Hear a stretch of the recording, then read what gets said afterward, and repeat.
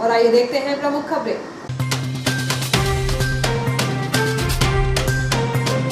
प्रधानमंत्री द्वारा मंत्रिमंडल में पिछड़ा वर्ग के 27 सांसदों को मंत्री बनाए जाने पर दिखी खुशी, पत्रकार वार्ता में जताया आभार। डेयरी संचालक की उसी के फार्म हाउस में हुई हत्या, नौकर पर हत्या का आरोप, वारदात के बाद से फरार नौकर। मंत्री का दबदबा बताकर समानांतर संगठन चला रहा सन्नी छाबड़ा, संगठन ने की मामले की उधर शिकायत। विधायक डॉक्टर शर्मा ने पूरा किया वादा, 100% वैक्सीनेशन पर पंचायत को दिए 10 लाख रुपए। नेशनल लोक अदालत में 226 प्रकरणों में राजीनामा एवं समझौतों के रूप में 94 लाख के हुए समझौते। और विधायक ने इटारसी एवं होशंगाबाद नगर पालिका को पत्र लिख पूछा, सरकारी भवनों में हार्वेस्टिंग है या नहीं। अब खबरें विस्तार से। बीती रात गरीबी लाइन निवासी एक डेयरी संचालक की हत्या उसी के फार्म हाउस में कर दी गई है। हत्या का आरोप उसी के नौकर के ऊपर लगाया जा रहा है। वारदात के बाद से नौकर भी फरार। चश्मदीद उसका एक और नौकर है जिसने हत्या की जानकारी परिजनों तक पहुंचाई है। बताया जा रहा है कि वह 50,000 रुपए लेकर भागा है। गरीबी लाइन निवासी 60 वर्षीय गोविंद साहू की हत्या का सनसनीखेज मामला सामने आया है। यह वारदात गरीबी लाइन स्थित उसी के फार्म हाउस की है, जहां पर वह भैंसों का तबेला है। बताया जा रहा है कि मृतक गोविंद कई सालों से पहाड़ी यादव के साथ मिलकर भैंसों का व्यवसाय करता था। वह उत्तर प्रदेश एवं बिहार प्रांत से भैंसों को लाकर इटारसी एवं आसपास के ग्रामीण अंचलों में बेचता था। इसके अलावा डेयरी का काम भी करता था। कोरोना काल में उसके सहयोगी प्रदीप उर्फ पहाड़ी यादव की कोरोना से मौत होने के बाद वह अकेले ही काम कर रहा था। कुछ समय पूर्व उसने अपनी बहू की ससुराल सुहागपुर स्थित भट्ट गांव निवासी नर्मदा उर्फ छोटू यादव को काम पर रख लिया था, जो फार्म हाउस में ही रहता था। शुक्रवार शनिवार की दरमियानी रात गोविंद साहू की हत्या कर दी गई। उसके शरीर में लगभग 1 दर्जन गहरे जख्म मिले हैं। उसकी हत्या की जानकारी परिजनों तक उसी के पास काम करने वाले एक अन्य कर्मचारी टिल्लू ने पहुंचाई थी। उसने परिजनों से यह भी कहा कि गोविंद साहू की हत्या कर उसके कर्मचारी छोटू यादव ने पीछे का दरवाजा खोलकर भाग गया। यह सुनते ही परिजनों के होश उड़ गए। परिजन जब मौके पर पहुंचे तो मृत अवस्था में बिस्तर पर खून से लथपथ पड़ा हुआ था। इधर इस घटना की जानकारी पुलिस को हुई तो नगर निरीक्षक RS चौहान अपनी टीम के साथ घटनास्थल पर पहुंचकर स्थिति का जायजा लिया, जहां वह अपने बिस्तर पर पड़ा हुआ मिला। बताया जा रहा है कि उसके शरीर में 1 दर्जन जख्म मिले हैं, जो किसी धारदार हथियार से किए गए। जख्मों को देखकर ऐसा माना जा रहा है कि आरोपी ने जान से मारने के लिए ही ताबड़तोड़ हमला किया होगा। पुलिस ने सुबह मृतक के शव का पोस्टमार्टम शासकीय अस्पताल में करवाया है। हत्या करने वाला कोई और नहीं बल्कि मृतक का नौकर है, जो महापूर्व उसे वह भट्ट गांव से लेकर आया था। उसके ऊपर उसे काफी भरोसा भी था। वह डेयरी में ही रहता था, लेकिन ऐसा क्या हुआ कि उसने अपने ही मालिक की हत्या कर दी। पुलिस ने जब घटना स्थल का निरीक्षण किया तो वहां पर 80,000 रुपए भी मिले, वहीं 50,000 रुपए गायब थे। इसलिए आशंका जताई जा रही है कि हत्या करने के बाद आरोपी उक्त रुपए भी लेकर गया होगा। हालांकि पुलिस का मानना है कि आरोपी नौकर ने उसकी हत्या लूट के इरादे से नहीं की होगी। यदि ऐसा होता तो वह पूरे रुपए लेकर जाता। इसलिए पुलिस पूरे मामले की जांच में जुट गई है। शहर के रहवासी क्षेत्र गरीबी लाइन में हुई हत्या से क्षेत्र में सनसनी फैल गई। हत्या के बाद से ही इस क्षेत्र में अफरा तफरी का माहौल बना रहा। स्थानीय पुलिस भी हत्यारे का पता लगाने का प्रयास करती रही, लेकिन हत्या की बड़ी वारदात के बाद भी जिले का कोई भी पुलिस अफसर इटारसी अथवा घटनास्थल पर जानकारी लेने नहीं पहुंचा। वहीं इस संबंध में नगर निरीक्षक RS चौहान का कहना था कि डेयरी संचालक की मौत के मामले में उसके कर्मचारी नर्मदा और छोटू यादव के खिलाफ हत्या का प्रकरण दर्ज किया गया है। आरोपी की तलाश जारी है। उसके घर भट्ट गांव में भी पुलिस द्वारा दबिश दी गई। जल्द ही आरोपी को गिरफ्तार किया जाएगा। रात में ये दूध डेयरी है इनके साहू जी की, तो यहाँ पे इन्हीं का एक नौकर था, नर्मदा एक नौकर और भी था। दोनों जो एक पलंग पे सो रहे थे, साहू जी एक पलंग पे सो रहे थे, केवल चल रहे थे। रात को ये लोग बता रहे हैं कि जानकारी आई है कि 11 बजे के करीब में ये लोग सो गए। उसके बाद में एक नौकर ने जब ये दूसरे नौकर की नींद खुली, उसको बगल वाला नौकर नहीं देखा नर्मदा। जब उसने देखा तो उसको ये लगा कि ये साहू जी की हत्या हो चुकी, खून से लथपथ पड़े हुए थे, दूसरा नौकर मार। थे और उसने उनके परिजनों को जाकर सूचना दी है। इस नंबर पंजीबद्ध किया गया, अपराध संहिता का पंजीबद्ध किया गया। दूसरा नौकर नर्मदा अभी जो फरार है, इसकी तलाश की जा रही है, CCTV से खंगाले जा रहे हैं, घटना के संबंध में जाने। अभी चूँकि जो है प्रकरण विवेचना में है और कारण अभी तक कुछ, चूँकि कई बार चाकू पे किए गए हैं, पैसे फैले हुए हैं लेकिन पैसे लेकर नहीं गया है, इस संबंध में जानकारी प्राप्त की जाए। पैसे जो है इतने ही थे, कुछ अलमारी में पड़, पैसे गिने नहीं है लेकिन पैसा लगभग सभी मिल गया है। लेकिन पैसा लेकर नहीं गया है, लेकिन चाकू से अनेक बार किए गए हैं, जिससे नृशंस हत्या की गई है, इसके संबंध में विवेचना की जाएगी। देश की नरेंद्र मोदी सरकार में विभिन्न जातियों के पिछड़ा वर्ग से 27 सांसदों को मंत्रिमंडल में स्थान दिया गया है, जिसे लेकर शनिवार को स्थानीय पत्रकार भवन में पत्रकार वार्ता का आयोजन प्रदेश भाजपा महिला मोर्चा के अध्यक्ष श्रीमती माया नारोलिया की अध्यक्षता में आयोजित की गई। इस अवसर पर श्रीमती नारोलिया ने कहा कि आर्थिक आधार पर आरक्षण की बात संगठन स्तर से सरकार के समक्ष रखूंगी।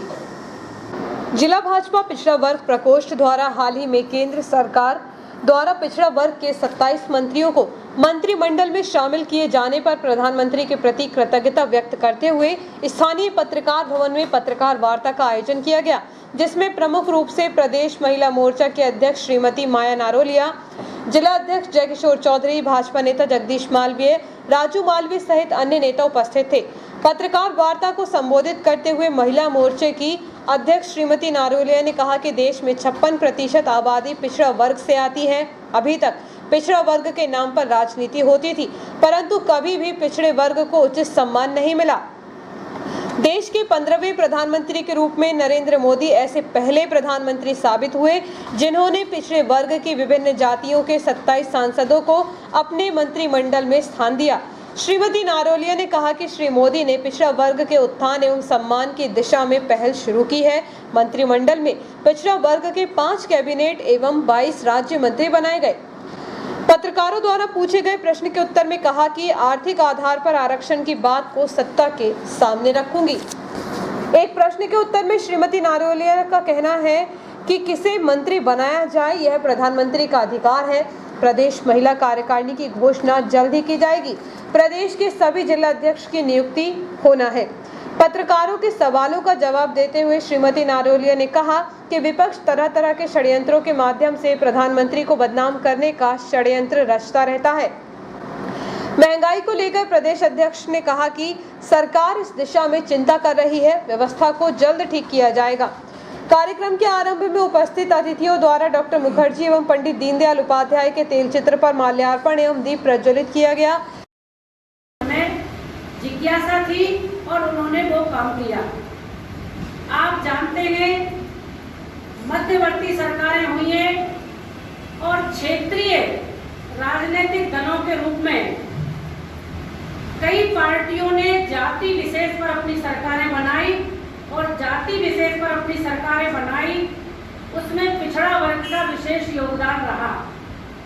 लेकिन सरकारें बनाने के बाद जिस वर्ग का प्रतिनिधित्व वो कर रहे थे से 27 सांसदों को मंत्री पद प्रदान किए गए हैं।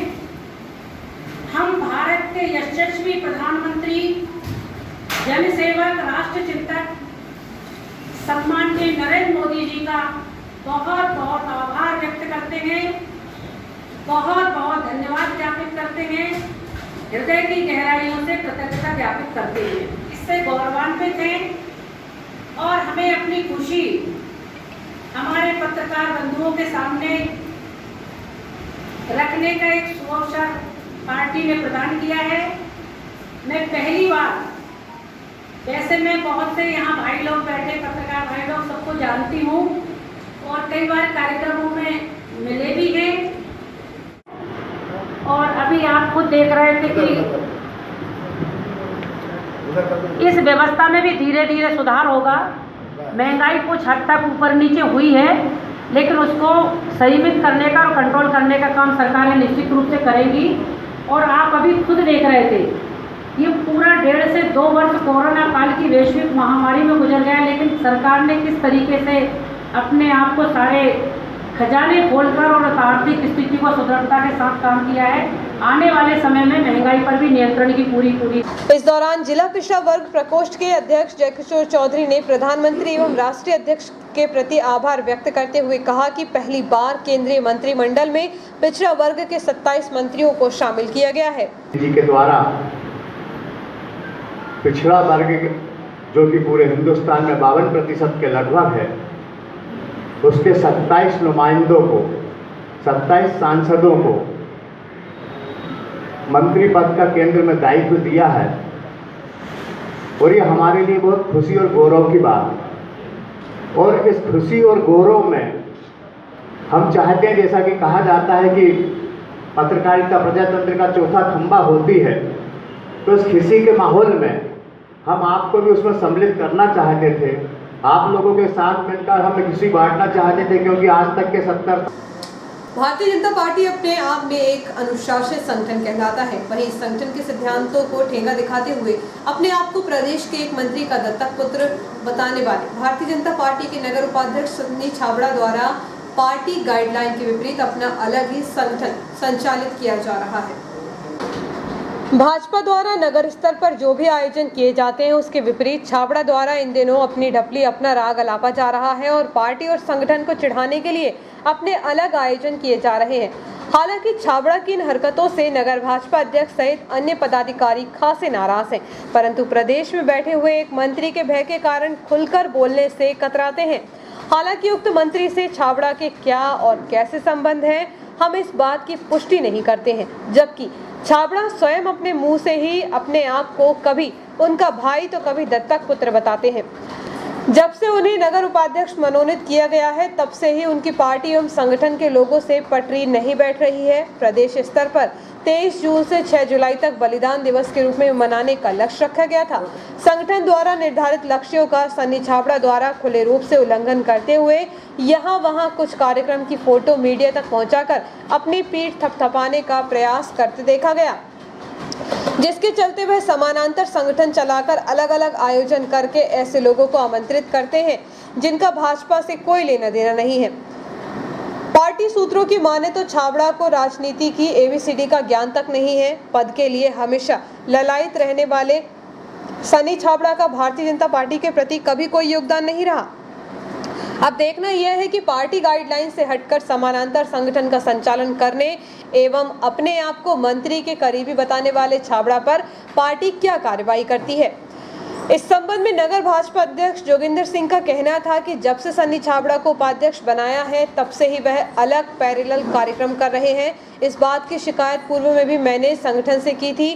हाल ही में प्रदेश स्तर से आए कार्यक्रमों में कहीं भी वे शामिल नहीं हुए, जिससे संगठन की छवि खराब हो रही है।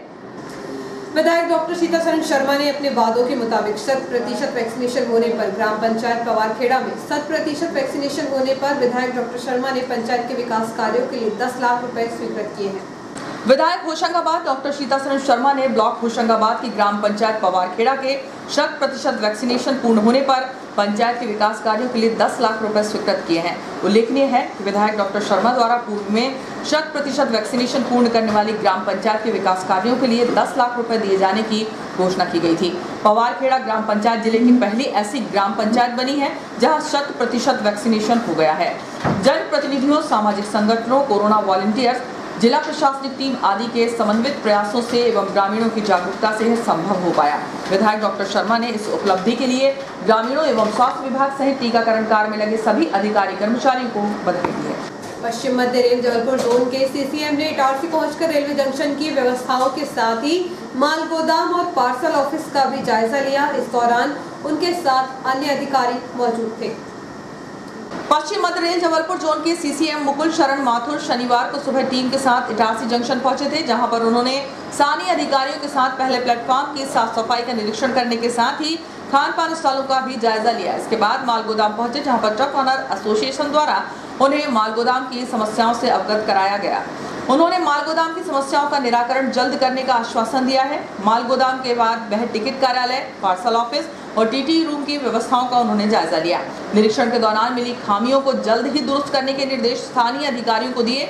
इसके अलावा उन्होंने निर्माण कार्यों का जायजा लेते हुए काम में तेजी लाने के निर्देश दिए। इस अवसर पर स्टेशन प्रबंधक Rajiv Chauhan, DCI BL Meena, CTI HN Mehra सहित अन्य पदाधिकारी मौजूद रहे। सूत्रों की माने तो आगामी दिनों में GM का इटारसी दौरा हो सकता है, इसलिए मंडल एवं जोन के अधिकारियों के निरीक्षण का सिलसिला शुरू हो गया है। उल्लेखनीय है कि कुछ दिनों पूर्व भोपाल मंडल के DRM उदय बोरवणकर भी इटारसी पहुंचकर रेलवे के विभिन्न विभागों का निरीक्षण कर चुके हैं। मध्य प्रदेश राज्य विधिक सेवा प्राधिकरण के निर्देश पर तहसील विधिक सेवा समिति के तत्वावधान में शनिवार को व्यवहार न्यायालय में नेशनल लोक अदालत आयोजित की गई, जिसमें न्यायालय में लंबित राजीनामे हेतु 299 प्रकरण रखे गए थे, जिसमें से 74 प्रकरणों का निराकरण किया गया। मध्य प्रदेश राज्य विधिक सेवा प्राधिकरण के निर्देश पर तहसील विधिक सेवा समिति के तत्वावधान में शनिवार को व्यवहार न्यायालय में नेशनल लोक अदालत आयोजित की गई, जिसमें न्यायालयों में लंबित राजीनामे हेतु 299 प्रकरण रखे गए थे, जिसमें से 74 प्रकरणों का निराकरण किया गया और कुल समझौता राशि 42,23,667 रुपए पर अवार्ड, डिक्री, मुआवजे के आदेश पारित किए गए। वहीं लिटिगेशन मुकदमा पूर्व के 5,280 प्रकरण विचारार्थ रखे गए थे, जिसमें से 152 प्रकरणों का निराकरण किया गया और 11,51,116 रुपए की राशि के समझौते हुए। इस अवसर पर तृतीय जिला न्यायाधीश संजय कुमार पांडे, द्वितीय जिला न्यायाधीश कुमारी सरिता जटिया, प्रथम जिला न्यायाधीश देवेश उपाध्याय, सिविल जज सीनियर डिवीजन निवेश जायसवाल, श्रीमती स्वाति जायसवाल, सिविल जज जूनियर डिवीजन सुश्री कृतिका सिंह, सुश्री नविष्ठा कुरैशी, SDM मदन सिंह रघुवंशी, CMO हिमेश्वरी पटले, अभिभाषक संघ के अध्यक्ष अरविंद गोयल, सचिव पारस जैन, संजय गुप्ता, सदस्य जिनेंद्र कुमार जैन एवं अन्य अधिवक्तागण एवं कर्मचारी उपस्थित थे। वक्त एक छोटे से ब्रेक का, बने रहिए जियो हेल्थ पे न्यूज के साथ।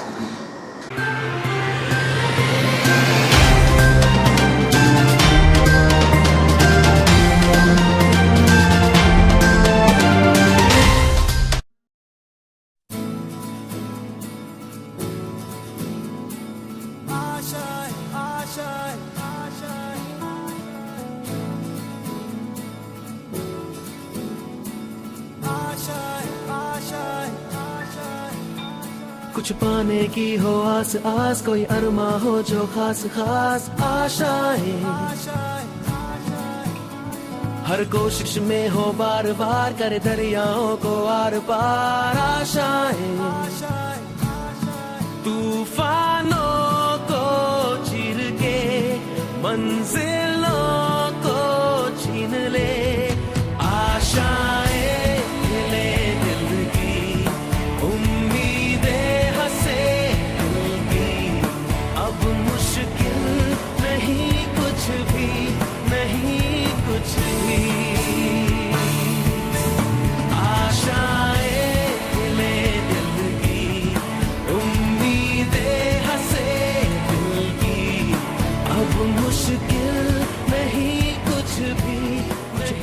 की हो आस आस, कोई अरमा हो जो खास खास आशाएं,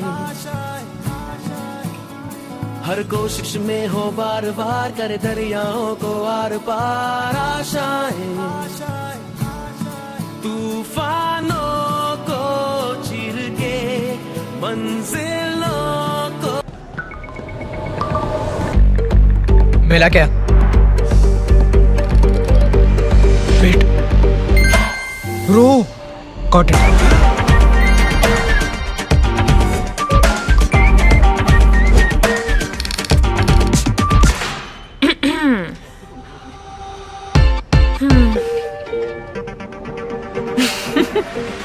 अरे कनेक्ट कर ले, कोई लोड नहीं, उनको भी बुला लो। नया एयरटेल एक्सट्रीम फाइबर कनेक्ट करे up to 60 devices at super fast speed, तो अब कोई लोड नहीं। एयरटेल स्ट्रीम फाइबर अब इटारसी शहर में उपलब्ध। कनेक्शन प्राप्त करने के लिए आज ही संपर्क करें। हमारा पता है Airtel office near Axis bank, Deshbandhupura, Itarsi. Phone number 07572470001, mobile number 9993925163, 8770049832, 9479775949, email address webagency@gmail.com। आपका विश्वसनीय चंचल ज्वेलर्स अब नए शोरूम में गोल्ड प्लेटेड आभूषणों एवं नए डायमंड ज्वेलरी के साथ। 1 ग्राम और 2 ग्राम वाली सोने की 4 चूड़ियां एवं कंगन, 1 ग्राम और 2 ग्राम वाला सोने का मंगलसूत्र, हार, करदौना, चैन, झुमके, बाजूबंद और सभी प्रकार के गहने, डायमंड सेट एवं एंटिक ज्वेलरी और फैंसी ज्वेलरी का अनुपम संग्रह।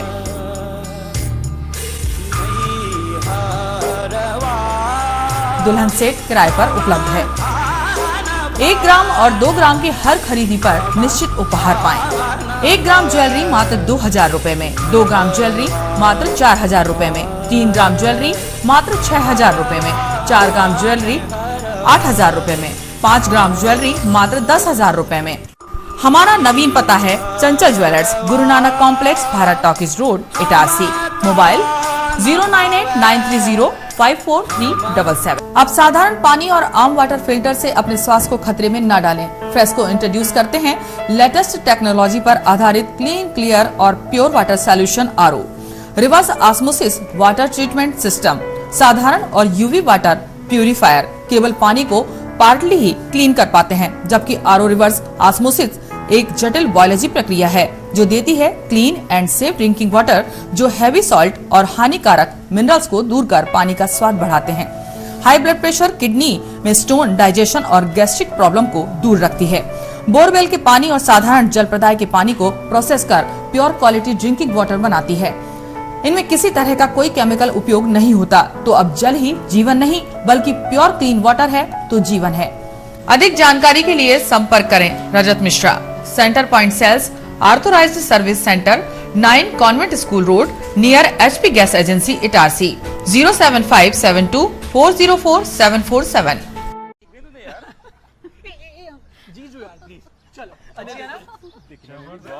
अजी ये शुरुआत नहीं, थोड़ा रिवाइंड करना होगा।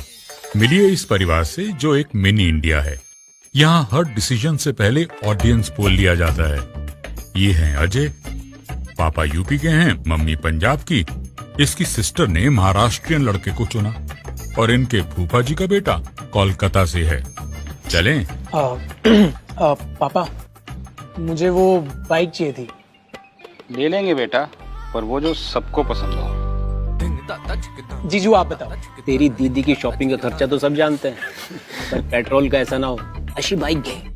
मैं आप तेरे पापा मैंने घुमा सके पैसों की किचकिच के बगैर। ऐसी चुनना।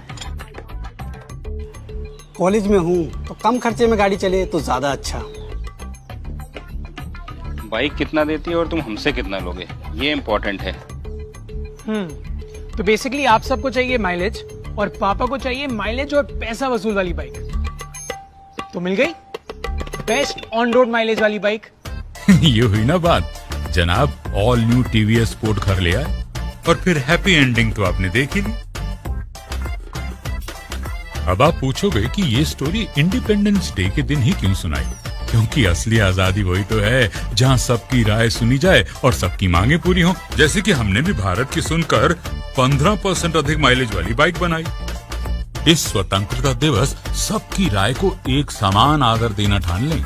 The all new TVS sport with ETFI technology, Bharat की बाइक, भारत का ऑन रोड चैंपियन, करे पूरी भारत की मांग।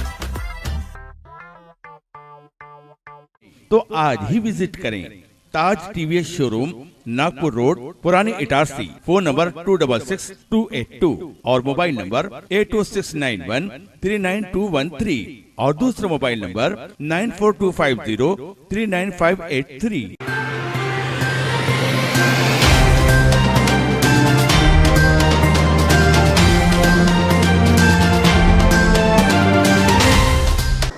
नमस्कार, ब्रेक के बाद जियो हेल्थ न्यूज में एक बार फिर आपका स्वागत है। मैं वीना ठाकुर। जल संरक्षण को लेकर विधायक डॉक्टर शीतल शर्मा ने पहल करते हुए इटारसी एवं होशंगाबाद के नगर पालिका अधिकारियों को पत्र लिखकर दोनों जगह के सरकारी भवनों में लगे वाटर हार्वेस्टिंग यूनिट की ऑडिट मांगी है। साथ ही यह बात भी पूछी है कि सरकारी भवनों में वाटर हार्वेस्टिंग की कितनी इकाइयां चालू हैं। विधायक डॉक्टर शर्मा ने किराए के भवनों में चल रहे शासकीय आवासों की भी जानकारी मांगी।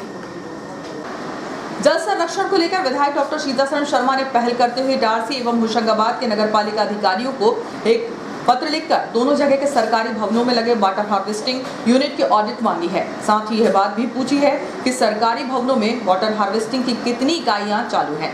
विधायक डॉक्टर शर्मा ने किराए के भवनों में चल रहे शासकीय आवासों की भी जानकारी मांगी। याद रहे कि विधायक डॉक्टर शर्मा इस वर्ष जल संरक्षण और हरियाली को लेकर ड्रीम प्रोजेक्ट के रूप में कार्य कर रहे हैं। इसके साथ ही संबंधित नगरपालिका के सीएमओ को शासकीय भवनों में विशेष अभियान चलाकर वाटर हार्वेस्टिंग इकाई सुनिश्चित करने के निर्देश दिए हैं। मातृत्व दिवस पर लायंस क्लब सुदर्शन इटारसी द्वारा कार्यशाला का आयोजन किया गया। वहीं 11 जुलाई को पर्यावरण संरक्षण कार्यक्रम के तहत वृक्षारोपण किया जाएगा। मातृत्व दिवस के अवसर पर लॉयंस क्लब सुदर्शन इटारसी द्वारा गर्भवती महिलाओं का स्वास्थ्य परीक्षण कार्यक्रम Agarwal clinic and dental chamber Lakadganj Itarsi में रखा गया। डॉक्टर कोकिला अग्रवाल ने गर्भवती महिलाओं की जांच उपरांत उन्हें स्वयं की देखभाल करने एवं कैसे नॉर्मल प्रसूति होगी इसकी समझाइश दी। साथ ही उन्हें समस्या के अनुसार दवाई लेने के लिए भी सलाह दी। साथ ही क्लब द्वारा सभी प्रसूताओं को फलों का वितरण किया गया। इस अवसर पर सुदर्शन की अध्यक्ष श्रीमती अंजना तिवारी, सचिव श्रीमती अनीता राठौर, कोषाध्यक्ष श्रीमती रेखा मालवीय एवं पूर्व जोन चेयरपर्सन श्रीमती राज सैनी भी मौजूद रही। इस पुनीत कार्य में आंगनवाड़ी प्रमुख श्रीमती दुर्गेश पटेल का विशेष सहयोग रहा। मैं अंजना तिवारी, लायंस क्लब इटारसी सुदर्शन की अध्यक्ष हूँ। मेरे कार्यकाल के दौरान जो मुख्य रूप से कार्य करने की योजना है उसके अंतर्गत हम शुगर कैंप चलाएंगे। वर्ष पर्यंत गुप्ता क्लिनिक पुरानी इटारसी में सभी लोगों का मुफ्त चेकअप किया जाएगा। फिर वाटर हार्वेस्टिंग हमारे सेकंड नंबर पे है। पर्यावरण संरक्षण में हम समय समय पर वृक्षारोपण की गतिविधि अवश्य करेंगे। साथ ही योगा डे को भी सेलिब्रेट करेंगे और महिला दिवस पर हम रक्तदान का प्रोग्राम करने का हमारा प्लान बना हुआ है। साथ में ही हमारा जो क्लब है उसमें हम फेलोशिप के ऊपर विशेष ध्यान देंगे। साथ में क्लब को आगे और भी जो दिवस मनाए जाते हैं उन पर समय समय पर अलग अलग दिवस का आयोजन करके समाज में क्लब में एक मानवता की सेवा करने का अवसर हम सब मिलकर के ढूंढेंगे और उससे अवश्य पूरा। मातृत्व दिवस के अवसर पर लायंस क्लब सुदर्शन द्वारा एक गतिविधि रखी गई जिसमें कि Agarwal clinic and dental chamber BSNL office के पास कोकिला अग्रवाल जी द्वारा गर्भवती महिलाओं की जांच का कार्यक्रम रखा गया, जिसमें कि उन्होंने सभी महिलाओं को अपने स्वास्थ्य का ध्यान रखने की सलाह दी एवं नॉर्मल डिलीवरी कैसे हो इसके बारे में समझाइश दी। और इसी अवसर पर लायंस क्लब सुदर्शन द्वारा गर्भवती महिलाओं को फलों का वितरण भी किया गया और उनको हमेशा अपने स्वास्थ्य का ध्यान रखने की सलाह। 11 जुलाई रविवार को सुबह 11 से 11:30 बजे तक वृक्षारोपण, तत्पश्चात 11:30 बजे से 12 बजे तक BOD मीटिंग, इसके पश्चात 12 से 1 तक जनरल मीटिंग का आयोजन एक्सीलेंट मैरिज गार्डन बूढ़ी माता मंदिर के पीछे सरस्वती स्कूल रोड मालवीयगंज इटारसी में रखा गया है, जिसमें सभी सदस्यों की उपस्थिति अनिवार्य है। कल हमारा माता की बगिया जो एक्सीलेंट गार्डन है बूढ़ी माता मंदिर के पीछे, उसमें सुबह पर्यावरण दिवस के जो पखवाड़ा चल रहा है इसमें वृक्षारोपण का कार्यक्रम रखा गया है सुबह 11 बजे। उसके पश्चात हमारा BOD मीटिंग होगा, उसके पश्चात हमारा जनरल मीटिंग होगा और हम साथ में सभी लोग सहभोज का आयोजन किया जाएगा। जिला सर्व ब्राह्मण समाज के जिलाध्यक्ष पंडित जितेंद्र ओझा को अंतर्राष्ट्रीय सर्व ब्राह्मण समाज मैत्री संघ का राष्ट्रीय उपाध्यक्ष मनोनीत किया गया है। स्मिता एवं गौरव को बचाने में ओझा के अहम योगदान को देखते हुए संघ के अंतर्राष्ट्रीय अध्यक्ष पंडित अनमोल तिवारी और अंतर्राष्ट्रीय महासचिव पंडित आशुतोष दुबे की अनुशंसा पर यह नियुक्ति की गई है। पंडित ओझा वर्तमान में सर्व ब्राह्मण समाज के प्रदेश उपाध्यक्ष का दायित्व भी संभाल रहे हैं। श्री ओझा की नियुक्ति पर समाज के संरक्षक अंबिका प्रसाद शुक्ला, पंडित गिरजा शंकर शर्मा, विधायक डॉक्टर सीतासन शर्मा, पूर्व राज्य मंत्री विजय दुबे काकू भाई, सुनील तिवारी, योगेश त्रिवेदी, वरिष्ठ पत्रकार प्रमोद पगारे, अजय शुक्ला, नगर अध्यक्ष अशोक शर्मा, सुनील वाजपेयी, मानवेंद्र पांडे, जिला प्रवक्ता अरविंद शर्मा सहित सर्व ब्राह्मण समाज युवा शाखा परशुराम सेना, आचार्य चाणक्य सम्मान सेवा समिति के पदाधिकारियों एवं सामाजिक बंधुओं ने बधाई दी है। मैत्री संघ ने समाज के विवाह योग्य युवक युवतियों के रिश्ते जोड़ने के लिए देश के हर राज्य और कई देशों में डिजिटल प्लेटफॉर्म के जरिए यूएसए, यूके, ऑस्ट्रेलिया, फ्रांस सहित 30 से अधिक देशों के विभिन्न परिवारों को निःशुल्क डिजिटल विवाह पत्रिका की सुविधा दी। संघ का मुख्यालय इंदौर में है, एक शाखा लंदन से संचालित है। संस्था देश में करीब 250 रिश्ते करा चुकी है। पूरे विश्व से यहाँ हर माह करीब 2000 बायोडाटा अपलोड होते हैं। प्रतिवर्षानुसार इस वर्ष भी मां के अनन्य भक्त सतीश बत्रा के नेतृत्व में 44वें वर्ष में 2 सैकड़ा से ज्यादा श्रद्धालु चलो बुलावा आया है, माता ने बुलाया है के जयकारों के साथ आगामी 13 जुलाई मंगलवार को झेलम एक्सप्रेस से सुबह 7 बजे माता वैष्णो देवी धाम के लिए रवाना होंगे। ज्ञात रहे कि विगत वर्ष कोरोना काल के चलते मां के दरबार वैष्णो देवी जाने वाली यह यात्रा निरस्त हो गई थी। इस वर्ष कोरोना प्रकरण कम होने के कारण भक्तों में मां के दर्शनों को लेकर भारी उत्साह देखते हुए जत्था प्रभारी सतीश बत्रा द्वारा विशेष तैयारियां की गई हैं। हालांकि अभी तक प्रतिवर्ष जत्थे में शामिल होकर 13,000 से ज्यादा श्रद्धालु माता वैष्णो देवी के दर्शनों का लाभ ले चुके हैं। खास बात यह है कि कुछ भक्त माता के दर्शनों के बाद इटारसी लौट आते हैं, तो कुछ भक्त हरिद्वार, अमृतसर इत्यादि का भ्रमण करने के बाद शहर को लौटते हैं। इस संबंध में यात्रा प्रभारी सतीश बत्रा ने बताया कि कोरोना काल को देखते हुए इस वर्ष यात्रा से 2 दिन पूर्व निकाली जाने वाली भव्य शोभा यात्रा नहीं निकाली जाएगी। अगर बीते वर्षों पर नजर डालें तो प्रतिवर्ष यात्रा से 2 दिन पूर्व मां का दरबार लेकर ढोल बाजों के साथ पूरे बाजार क्षेत्र में मां के दरबार की शोभा यात्रा निकाली जाती थी, लेकिन कोरोना गाइडलाइन के चलते यह शोभा यात्रा निरस्त कर दी गई है। यात्रा के संयोजक जतिन बत्रा ने बताया कि लंबे समय से यात्रा में कभी 3 सैकड़ा तो कभी 4 सैकड़ा तक जिले भर के साथ ही दूर दूर के श्रद्धालु शामिल होते थे, लेकिन कोरोना काल के चलते इस वर्ष सिर्फ धार्मिक जत्थे में इटारसी शहर के श्रद्धालु दर्शनों के लिए रवाना हो रहे हैं। प्रतिवर्ष माता वैष्णो देवी के दर्शनों को जाने वाले श्रद्धालुओं को विदा करने के लिए लगभग पूरा शहर उमड़ता है। लोग जगह जगह ढोल बाजे बजाकर अपनी खुशी का इजहार करते हुए श्रद्धालुओं को अपनी शुभकामनाएं देते हैं। अब देखना यह है कि क्या यह कोरोना काल भक्तों के उत्साह को कम कर पाएगा।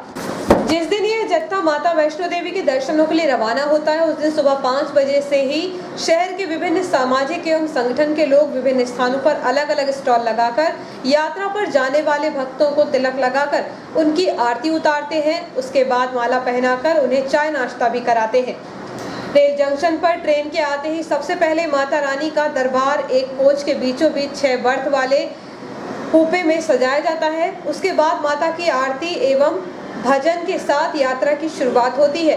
यात्रा के दौरान इटारसी से ही ढोल पार्टी वैष्णो देवी तक जाती है, जो रास्ते भर मां की आराधना में ढोल बजाते हुए जाते हैं।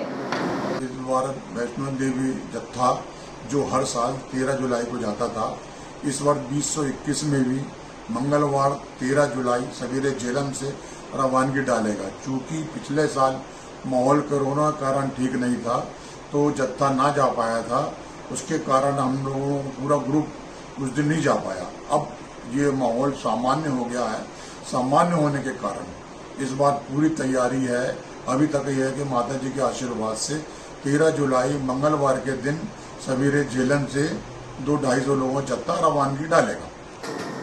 जुलाई माह का प्रथम सप्ताह बीतने के बाद भी मानसून सक्रिय नहीं हुआ। ऐसे में शहर के विभिन्न वार्डों का जलस्तर नहीं बढ़ने के कारण वार्डवासियों को पेयजल की समस्या का सामना करना पड़ रहा है। शहर में 10 जुलाई तक भी मानसून की दस्तक नहीं हो पाई। ऐसी स्थिति में गर्मी और उमस भरे वातावरण के साथ ही विभिन्न वार्ड क्षेत्रों में व्याप्त जल संकट से उन क्षेत्रों के नागरिक खासी परेशान होते दिखाई देते हैं। नगर पालिका द्वारा ऐसे वार्ड क्षेत्रों में गर्मी के मौसम प्रारंभ होने के साथ ही पानी के टैंकर भेजकर जलापूर्ति कराई जा रही है, जो कार्य वर्तमान में भी प्रतिदिन चल रहा है।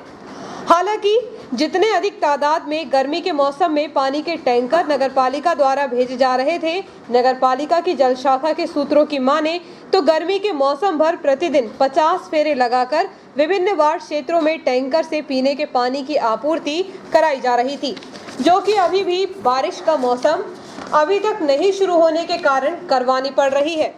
अब तो सब कुछ बारिश का मौसम शुरू होने पर निर्भर है, क्योंकि अभी तक तो गर्मी के मौसम की तरह उमस भरा वातावरण बना हुआ है, लेकिन मानसून की सक्रियता कहीं भी दिखाई नहीं दे रही है।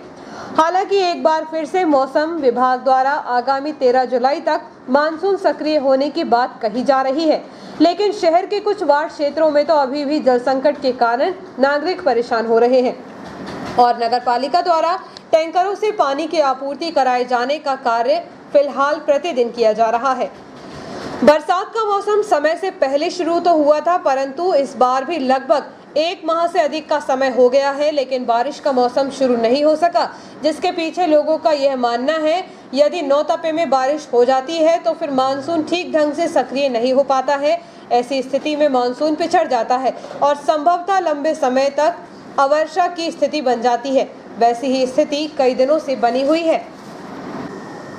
अलग अलग स्थानों से पुलिस ने 4 आरोपियों को धारदार हथियार के साथ पुलिस ने गिरफ्तार किया, जिनके खिलाफ 25 आर्म्स एक्ट के तहत प्रकरण दर्ज कर पुलिस ने कार्रवाई शुरू कर दी है। शहर में अपराधियों के हौसले बुलंद हैं, यही वजह है कि वह धारदार हथियार लेकर वारदात को अंजाम देने के लिए निकल पड़ते हैं। पुलिस ने एक दिन में अलग अलग स्थानों से 4 बदमाशों को धारदार हथियार के साथ गिरफ्तार किया है। बताया जा रहा है कि सूरतगंज निवासी भैयू उर्फ शफी 28 वर्ष को सब्जी मंडी के पास छुरे के साथ पकड़ा गया। इसी क्षेत्र से 35 वर्षीय रामफल अहिरवार को भी छुरे के साथ पकड़ा गया। इधर नाला मोहल्ला निवासी 21 वर्षीय उमेश मेहरा को नाला मोहल्ला क्षेत्र और हरिपुरा निवासी 30 वर्षीय रेहान अली को भी पुलिस ने पत्ती बाजार स्थित मुरारी किराना दुकान के पीछे से गिरफ्तार किया गया। पुलिस के अनुसार आरोपी अलग अलग क्षेत्रों में छुरा लेकर लोगों के बीच दहशत फैला रहे थे। इस मामले में पुलिस ने आरोपियों के खिलाफ प्रकरण दर्ज कर कार्रवाई शुरू कर दी है। और अंत में मुख्य समाचार।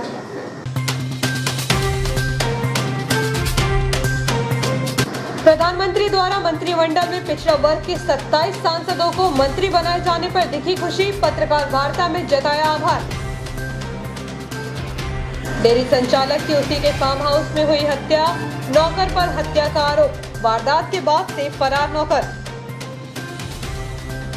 मंत्री का दबदबा बताकर समानांतर संगठन चला रहा सन्नी छाबड़ा, संगठन ने की मामले की ऊपर शिकायत। विधायक डॉक्टर शर्मा ने पूरा किया वादा, 100% वैक्सीनेशन पर पंचायत को दिए 10 लाख रुपए। नेशनल लोक अदालत में 226 प्रकरणों में राजीनामा एवं समझौतों के रूप में 94 लाख के हुए समझौते। और विधायक ने इटारसी एवं होशंगाबाद नगर पालिका को पत्र लिख पूछा, सरकारी भवनों में हार्वेस्टिंग है या नहीं। इस बुलेटिन में इतना ही, आगे दीजिए।